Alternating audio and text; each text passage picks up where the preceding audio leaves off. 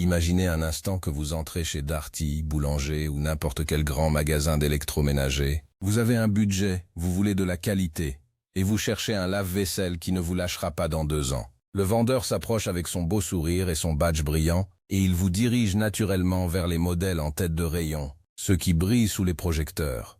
Mais ce que vous ne savez pas, c'est que derrière l'entrepôt, là où les camions déchargent, il y a une réalité tout autre. Moi, j'ai passé 15 ans à réparer ces machines. J'ai ouvert plus de cuves et changé plus de pompes de vidange que vous ne pouvez l'imaginer. Et aujourd'hui, je vais vous dire la vérité que les grandes enseignes préfèrent garder sous silence. Pourquoi cachent-ils certaines marques? Pourquoi poussent-ils des produits qui sont programmés pour tomber en panne juste après la garantie? Et surtout, quels sont ces 5 noms que vous ne verrez jamais en avant, mais qui sont pourtant les meilleurs investissements de votre vie? Restez bien attentifs, car ce qu'on va voir ensemble aujourd'hui va radicalement changer votre façon de consommer et vous faire économiser des milliers d'euros sur le long terme. On commence par un petit secret de polichinelle dans le milieu de la vente. Est-ce que vous vous êtes déjà demandé comment sont calculées les commissions des vendeurs? Ce n'est pas uniquement sur le prix de la machine, c'est surtout sur les contrats de maintenance et les marges arrière négociées avec les fabricants. Si une marque comme Samsung ou LG inonde le marché avec des budgets marketing colossaux, le magasin a tout intérêt à vous vendre ça. Pourquoi? Parce que le flux est énorme. Mais en coulisses, dans mon atelier, ces machines sont mes meilleures clientes. Elles sont jolies, elles ont des écrans tactiles, elles font de la musique quand le cycle est fini, mais techniquement, c'est souvent du carton-pâte. Le plastique est fin, les soudures sont légères, et la réparabilité est un cauchemar. Les grandes enseignes ne veulent pas que vous achetiez des marques qui durent 20 ans, car une machine qui dure 20 ans, c'est une machine qui empêche de vendre 3 autres modèles sur la même période. C'est ce qu'on appelle l'obsolescence marketing, bien plus subtil que l'obsolescence programmée technique. On vous fait croire que votre appareil est dépassé parce qu'il consomme un peu plus d'eau ou qu'il n'est pas connecté à votre Wi-Fi. Mais est-ce qu'on a vraiment besoin qu'un lave-vaisselle envoie un selfie de vos assiettes propres sur votre téléphone? Non. On veut que ça lave et que ça dure. Entrons dans le vif du sujet avec la première marque que vous verrez rarement mise en avant, ou alors tout au fond du magasin, là où la poussière commence à s'accumuler sur les fiches techniques. Il s'agit de Miele. Alors oui, je sais ce que vous allez dire. C'est cher. Très cher même.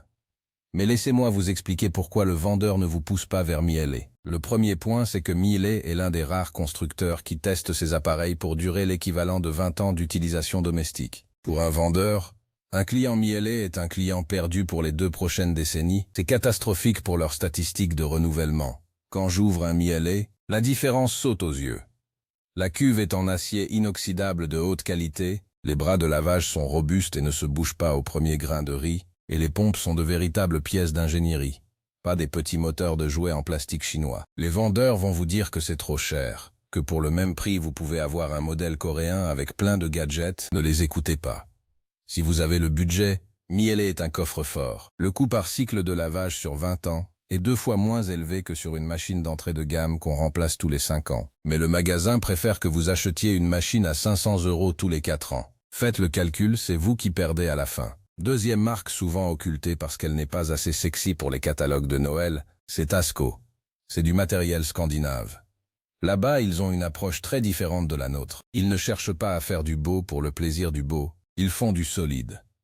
Les lave-vaisselle ASKO sont construits selon le concept du 4 acier. Cela signifie que les 4 composants principaux, la cuve, les paniers, les bras d'aspersion et le socle, sont tous en acier inoxydable. Chez la plupart des marques que vous voyez en façade chez Darty, les paniers sont en métal recouvert de plastique qui finit par peler et rouiller, le socle est en plastique qui finit par fuir avec la chaleur. Chez ASKO, rien ne bouge. Les vendeurs ne vous en parlent pas car c'est une marque de niche et ils n'ont pas les mêmes marges. Pourtant, en tant que réparateur, je peux vous dire qu'une grosse partie des pannes que je traite sur d'autres marques, comme les fuites de cuve ou les paniers qui s'affaissent, sont tout simplement impossibles sur un ASKO. C'est du matériel de niveau quasi professionnel adapté pour la maison. Quand on conseille ça à un ami, c'est pour qu'il nous dise merci dans 10 ans. Mais quand un vendeur conseille ça, il sait qu'il ne vous reverra pas de sitôt. Passons à la troisième marque, et là on va parler d'un géant que tout le monde connaît mais qu'on ne vous suggère pas forcément pour les bonnes raisons. C'est Bosch, mais attention, pas n'importe quel Bosch. Il faut viser les séries 6 et surtout les séries 8. Pourquoi le vendeur essaie-t-il de vous diriger vers la série 2 ou 4? Parce que c'est là qu'ils font le plus de volume. Mais la vraie pépite, c'est le système de séchage par zéolite de chez Bosch. C'est un minéral naturel qui absorbe l'humidité et la transforme en chaleur. C'est révolutionnaire. Ça ne tombe jamais en panne car c'est une réaction physique naturelle et ça sèche même le plastique parfaitement. Le problème pour les enseignes, c'est que ces modèles sont tellement fiables et efficaces qu'ils éclipsent tous les autres produits qu'ils essayent de liquider. Souvent, on vous dira que la zéolite, c'est du gadget pour justifier le prix, alors que c'est l'une des rares vraies innovations de ces dernières années qui a un impact réel sur la durée de vie de la vaisselle et de la machine elle-même. Moins d'humidité résiduelle signifie moins de moisissures sur les joints et moins d'attaques sur les composants électroniques. Mais bon, vendre un Bosch série 8, c'est s'assurer un client satisfait qui ne reviendra pas se plaindre. Et bizarrement, certains magasins préfèrent les produits où il y a un peu plus de rotation. La quatrième marque va peut-être vous surprendre, car elle est souvent associée à d'autres types d'appareils ménagers. C'est Siemens, c'est le cousin germain de Bosch. Ils font partie du même groupe, mais Siemens pousse encore plus loin l'aspect technologique utile. Leurs modèles Studioline sont des merveilles de silence. Pourquoi c'est caché ou peu mis en avant? Parce que le silence, ça ne se voit pas sur une photo. Pour vendre du silence, il faut que le vendeur soit formé, qu'il explique l'isolation acoustique, le moteur à induction sans charbon, la gestion de la pression d'eau variable. C'est trop complexe pour une vente rapide en 10 minutes entre deux clients. Alors on préfère vous vendre une marque grand public avec un gros autocollant A++ sur la porte. Mais attention, les étiquettes énergétiques sont parfois trompeuses. Une machine qui consomme peu mais qui lave mal et qu'il faut relancer 2 fois, c'est un gouffre financier. Siemens intègre des capteurs de salissure qui ajustent la consommation en temps réel. C'est précis, c'est fiable, et surtout les pièces détachées sont disponibles pendant 15 ans. Ça, c'est un argument qu'un vendeur Darty n'utilisera jamais en premier, car son objectif est de vous vendre l'extension de garantie de 5 ans. Si la machine est réparable facilement pendant 15 ans, l'extension de garantie perd de son intérêt, vous ne trouvez pas? Enfin, la 5e marque qui est le cauchemar des services après-vente des grandes enseignes, non pas parce qu'elle tombe en panne, mais parce qu'elle est increvable. C'est Neff. Souvent reléguée aux cuisinistes haut de gamme, on la trouve parfois en magasin mais rarement en tête d'affiche. Neff, c'est la robustesse allemande avec une ergonomie pensée pour ceux qui cuisinent vraiment. On n'est pas sur du gadget, on est sur du fonctionnel. Leurs paniers modulables sont les plus solides du marché. Vous pouvez charger des plats à gratin de 5 kg sans que la grille ne se torde. Dans les magasins de grande distribution, on préfère vous vendre des paniers légers qui sautent de leur rail au bout de 6 mois, car c'est ça qui génère des appels au SAV et du rachat de consommables ou de pièces. Neff, c'est l'anti-consommation jetable. C'est une marque qui respecte l'utilisateur. Mais comme c'est une marque discrète qui ne fait pas de grandes campagnes télévisées, le client moyen ne la demande pas. Et le vendeur, s'il n'est pas poussé par une prime, ne fera pas l'effort de vous l'expliquer. Maintenant que vous connaissez ces 5 marques, il faut comprendre le mécanisme psychologique qu'on utilise sur vous en magasin. Quand vous entrez, on utilise la technique du produit d'appel. On vous montre une machine de marque distributeur ou une entrée de gamme à un prix imbattable. Vous vous approchez, et là, le vendeur vous explique que pour seulement 100 € de plus, vous avez une marque connue avec une option supplémentaire. Vous montez en gamme progressivement vers les produits qui les arrangent eux, pas vous. Ils vont utiliser des mots comme exclusivité magasin ou meilleure vente. Méfiez-vous de la mention meilleure vente. Ça ne veut pas dire que c'est le meilleur appareil, ça veut dire que c'est celui qu'ils ont le plus vendu. Et s'ils l'ont le plus vendu, c'est souvent parce qu'ils ont reçu des consignes pour le vider des stocks ou parce que la marge est royale. Un autre point crucial, c'est l'installation et l'entretien. Un lave-vaisselle, même le meilleur du monde comme un Miele ou un Asco, peut mourir prématurément si vous faites n'importe quoi avec. Et là aussi, les vendeurs sont parfois de mauvais conseils pour vendre leurs produits dérivés. Ils vont vous dire d'acheter des tablettes 3 en 1, tout compris c'est l'avenir. En tant que réparateur, je vous le dis droit dans les yeux, c'est une hérésie. Les tablettes tout en 1 sont l'une des causes principales d'encrassement des machines. Pourquoi? Parce que chaque phase du cycle de lavage a besoin d'un composant spécifique à un moment précis. Le sel pour l'adoucisseur, le liquide de rinçage pour la tension de l'eau et l'agent lavant pour la graisse. Dans une tablette, tout est libéré plus ou moins en même temps. Résultat, votre adoucisseur d'eau fonctionne mal. Du calcaire se dépose sur la résistance et le liquide de rinçage est évacué avant même d'avoir pu servir. Pour qu'une bonne machine dure, utilisez des composants séparés. Du gros sel, du liquide de rinçage et de la poudre ou des tablettes simples. C'est moins cher et c'est bien meilleur pour la mécanique. Mais évidemment, le magasin préfère vous vendre le pack de tablettes premium à 20 € qui leur rapporte une marge indécente. Parlons aussi de la cuve plastique. C'est la grande mode sur les modèles que Darty et les autres mettent en avant. On appelle ça le polynox ou des noms marketing similaires. Ne vous laissez pas berner. C'est du plastique. Certes, c'est un polymère résistant, mais ce n'est pas de l'acier. Le plastique garde les odeurs, il retient moins la chaleur, ce qui nuit au séchage, et surtout, il travaille avec le temps et les cycles thermiques. Une cuve en inox est une garantie d'étanchéité absolue à vie. Une cuve en plastique, c'est une économie de bouts de chandelle faite par le fabricant pour augmenter ses profits. Si vous voyez une cuve dont le fond est gris et semble être en plastique alors que les parois sont en métal, fuyez. C'est le signe d'un appareil conçu pour une durée de vie limitée. Les marques que je vous ai citées, Miele, Asco, et les hauts de gamme de Bosch, Siemens et Neff, utilisent des cuves intégrales en inox. C'est un détail pour vous, mais pour moi qui vois les fuites et les déformations après 5 ans d'utilisation, c'est une différence fondamentale. Il y a aussi la question du bruit. On vous vend des machines ultra silencieuses de 40 décibels. C'est génial sur le papier pour les cuisines ouvertes. Mais savez-vous comment ils obtiennent ce silence sur les marques bas de gamme? Ils réduisent la pression de l'eau dans les bras de lavage, donc la machine est silencieuse mais elle lave mal. Pour compenser, les cycles durent 3 ou 4 heures. C'est une aberration. Les bonnes marques utilisent une isolation phonique réelle, des plaques de bitume ou des mousses haute densité autour de la cuve, tout en gardant une pression de pompage efficace. C'est ce qui coûte cher. Le vendeur ne va pas vous expliquer la différence entre un silence par manque de puissance et un silence par isolation de qualité. Il va juste vous montrer le chiffre sur l'étiquette. Et que dire de l'électronique? Aujourd'hui, tout est connecté. On vous vend des écrans tactiles, des applications mobiles. Réfléchissez bien, est-ce que vous avez vraiment besoin de lancer votre lave-vaisselle depuis votre bureau? L'électronique est la pièce la plus fragile dans un environnement humide et chaud comme une cuisine. Plus il y a de gadgets, plus il y a de sources de panne. Une carte électronique sur un modèle d'entrée de gamme coûte parfois le prix de la moitié de la machine. Les marques sérieuses protègent leurs cartes dans des boîtiers étanches et limitent les fonctions inutiles pour privilégier la stabilité du système. Les enseignes adorent l'électronique flashy parce que ça justifie une montée en prix artificielle et ça rend l'appareil irréparable hors de leur réseau officiel. C'est un cercle vicieux. Je veux aussi vous parler du service après-vente. On vous vante souvent la qualité du SAV des grandes enseignes. Mais savez-vous que la plupart du temps, ils sous-traitent à des sociétés tierces qui sont payées à l'acte.